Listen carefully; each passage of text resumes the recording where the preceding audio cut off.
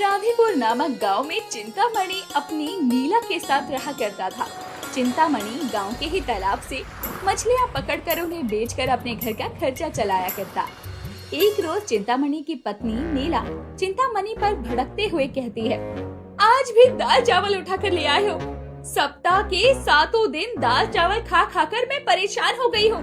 कम से कम आज तो कुछ अच्छा ले आते।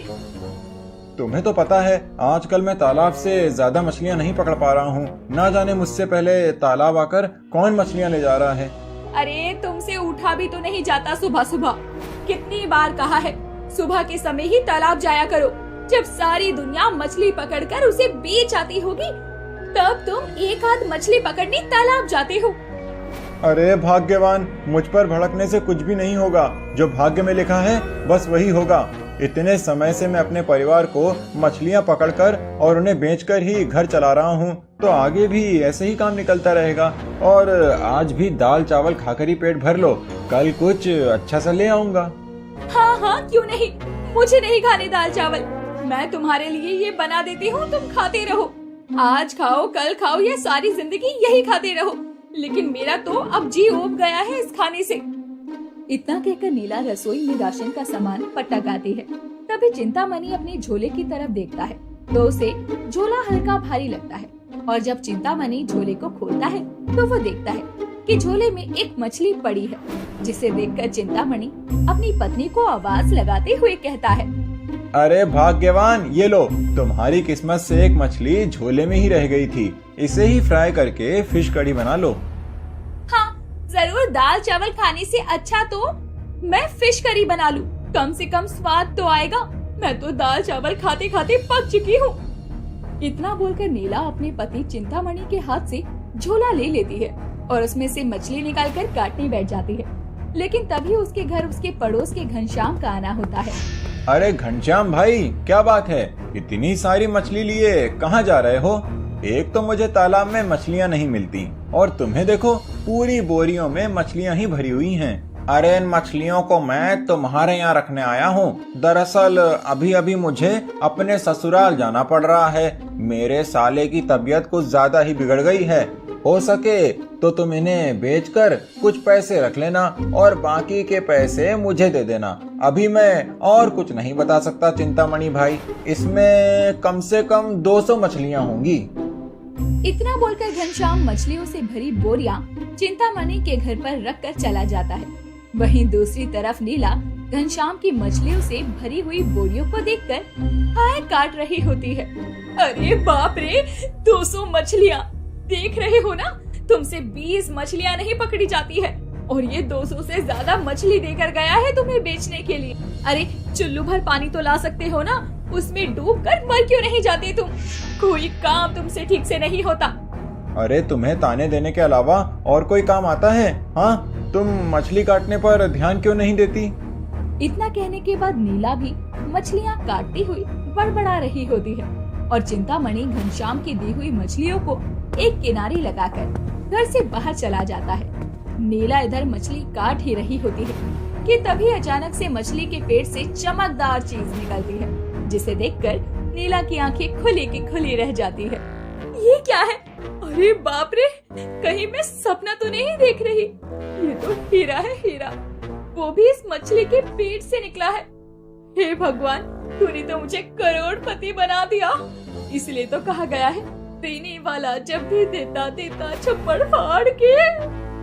नीला की तो उस हीरे के टुकड़े को देखकर आंखें चमक जाती है और लालच में आकर नीला भी घनश्याम की दी हुई मछलियों को काटने लग जाती है, इस सांस में कि क्या पता उनमें से भी हीरे मिल जाए। अब घनश्याम जितनी भी मछलियाँ देखा गया था उन सब मछलियों को नीला बीच में से काट काट कर आधा करने लगती है, लेकिन किसी में से कुछ नहीं निकलता। कुछ देर बाद जब चिंतामणि आता है तो वो देखता है कि उसकी पत्नी ने घनश्याम की दी हुई मछलियों के 2 हिस्से करके ढेर लगा दिए थे। अरे बाप रे, ये क्या किया तुमने? घनश्याम की मछलियों के 2 हिस्से कर दिए? लेकिन क्यों? अरे तुम करना क्या चाहती हो और करती क्या हो? हे प्रभु, अब उसके पैसे कहाँ से दूंगा मैं? एक तो गरीबी, ऊपर से तुमने मेरे सर पर इतना बड़ा बोझ लाद दिया है। अरे मेरे पतिदेव, शांत हो जाइए।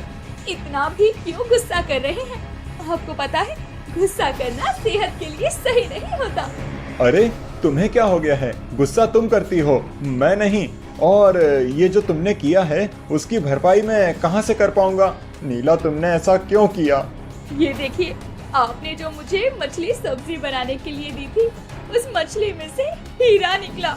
इससे तो हम करोड़पति हो जाएंगे। तुम सच कह रही हो? इस मछली के पेट से हीरा निकला है और इसी वजह से तुमने इन सभी मछलियों को काटा है? अरे जब मछली से हीरा ही निकला है तो हम सारे पैसे चुका देंगे घनश्याम के। डरने की कोई बात नहीं है। अभी मैं इसे सुनार को दिखाकर लाता हूँ।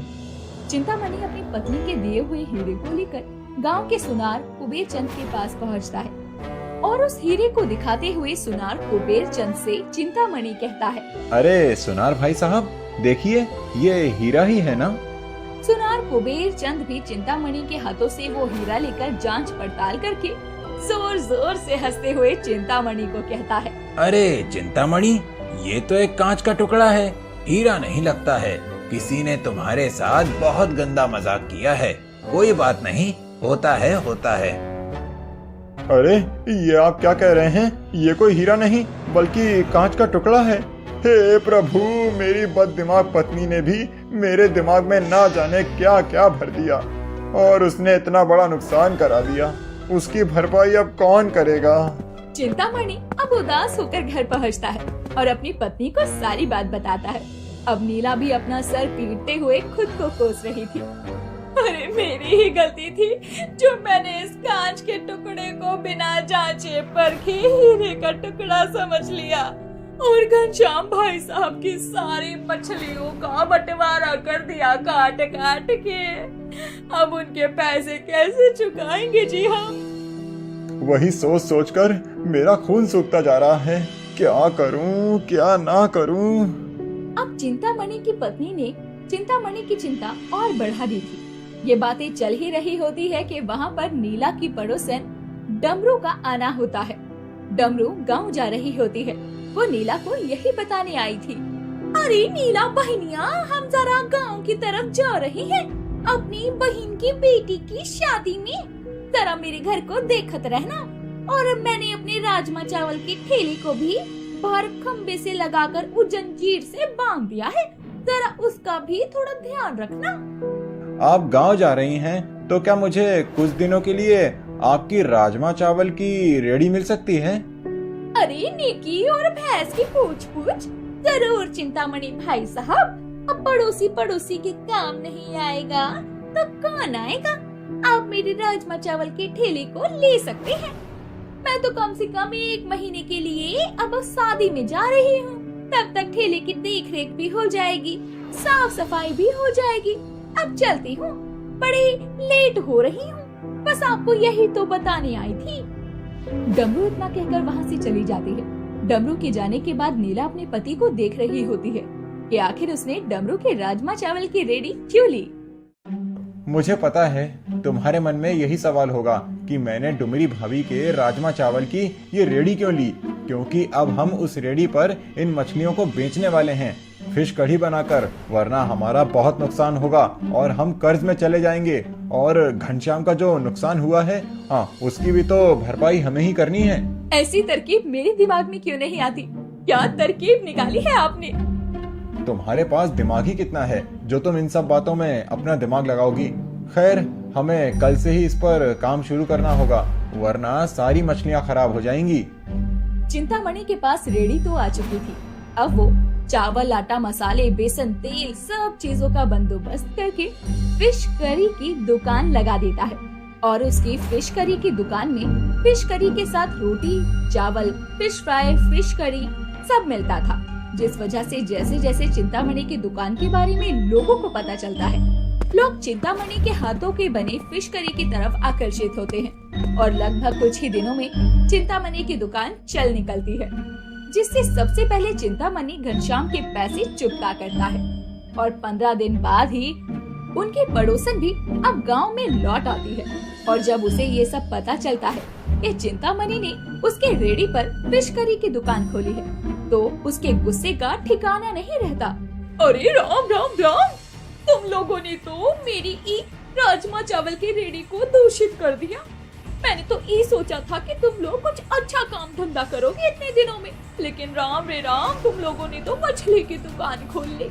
मैं भी कैसे भूल गई कि एक मछुआरा मछली छोड़कर क्या ही काम करेगा, और मैं ठहरी शाकाहारी। अब क्या होगा? कम से कम ऐसा तो मत बोलो। मैं तो कहती हूँ आप अपनी रेडी के पैसे ले लो। अरे ये बोल तो तू ऐसे रही है जैसे अभी के अभी मेरी रेडी के 5,000 लाकर मेरे हाथ में टिका देगी। तेरी इतनी भी औकात नहीं है मेरी महंगी रेडी को खरीदने की। इस पे दीमक न लगने वाली पॉलिश भी करवाई है मैंने।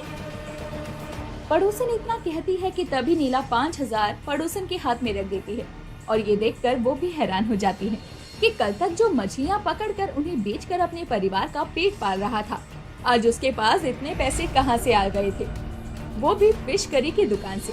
बस फिर क्या था, अब वो दुकान को बंद करवाने की नई नई पैतरे अक्सर आजमाती है, और पड़ोसन तो गांव वालों तक तो भड़काती है, लेकिन चिंतामणि बड़ी ही मेहनत और ईमानदारी से अपनी दुकान को चला रहा था। और गांव के लोगों को पता था कि एक पल को चिंतामणि की पत्नी में लालच आ सकता है, लेकिन चिंतामणि शुरू से ही सीधा साधा और ईमानदार रहा है। वो अपनी मेहनत और सफलता के कारण ही आज यहाँ तक पहुँचा था, और वो कभी भी लालच नहीं करेगा। दोस्तों, आपको फिश करी पसंद है क्या? और अगर पसंद है तो आप फिश क्यों खाते हैं? फिश करी खाने का ऐसा कौन सा फायदा है जो आपको उसकी तरफ आकर्षित करता है? हमें कमेंट करके जरूर बताएं, और ऐसे ही चटपटी अनोखी वीडियोस के लिए चैनल को सब्सक्राइब करें। शांता एक गरीब मटका फिश करी बेचने वाली औरत थी, जो गांव में मटका फिश करी बेचकर अपना और अपनी बेटी प्रिया का पेट पालती थी। गरीब होने के कारण कई बार वो अपनी बेटी की जरूरतों को पूरा नहीं कर पाती थी, जिसे सोचकर उसे मन ही मन बहुत दुख होता था। ऐसे ही एक दिन शांता गांव में अपनी बेटी प्रिया के साथ मटका फिश करी बेच रही होती है। तभी प्रिया की नजर कपड़ों की एक बड़ी सी दुकान पर जाती है, जिसे देखकर वो कहती है, माँ, जरा उस दुकान की तरफ देखिए ना, कितने सुंदर सुंदर कपड़े हैं। मन तो कर रहा है सारे कपड़े ले लूं। वो क्या है ना, मेरी सहेली योगिता का जन्मदिन आने वाला है, वहाँ सब लोग अच्छी अच्छी कपड़े पहन कर आएंगे, इसीलिए मुझे भी कपड़े लेने का मन कर रहा है। बेटी, तो ये क्यों भूल जाती है कि तेरी माँ एक मटका फिश करी बेचने वाली गरीब औरत है। वो तुझे दुकान के इतने महंगे कपड़े नहीं दिलवा सकती। माँ, मुझे माफ कर दो, मैं आपका दिल नहीं दुखाना चाहती थी, न ही आपको आपकी गरीबी का एहसास दिलाना चाहती थी। मुझे तो बस वो कपड़े अच्छे लगे तो मैंने बोल दिया। कोई बात नहीं बेटी, इसमें तेरी गलती नहीं है। मैं तेरी माँ हूँ, अगर तू मुझसे नहीं कहेगी तो किससे कहेगी? गलती मेरी है, जो गरीब होने के कारण मैं तेरी छोटी छोटी इच्छाओं और जरूरतों को भी पूरा नहीं कर सकती। नहीं माँ, गलती मेरी है, जो सब चीजें जानने के बाद भी आपका दिल दुखाया। मुझे बस आप चाहिए हो और कुछ भी नहीं। अरे मेरी प्यारी सी नन्ही सी बेटी, तू अपना दिल छोटा मत कर। चल एक बार दुकान पे जाकर दाम पूछ कर आते हैं, उसके बाद मैं पैसे इकट्ठा करके तुझे दिलवा दूंगी। नहीं माँ, रहने दो, अब नहीं चाहिए मुझे।